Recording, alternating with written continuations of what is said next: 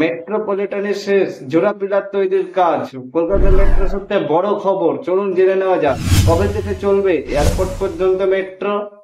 Rail Vikas Nigam limited মেট্রোপলিটনে দুটো pillar তৈরির কাজ শেষ করে ফেললো। এর ফলে 29 কিলোমিটার দীর্ঘ এই লাইনের কাজ শেষ হয়ে যাবার পরে কাজ শেষ হয়ে যাবার ফলে এই জন্য অনেকটা এগিয়ে গেল এই নিউ গড়িয়া থেকে বিমানবন্দর লাইনের অনেকটা কাজ এগিয়ে গেল।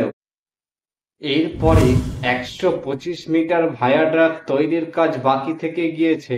এই কাজটিও খুব তাড়াতাড়ি করে নেওয়া হবে বলে সূত্রের খবর।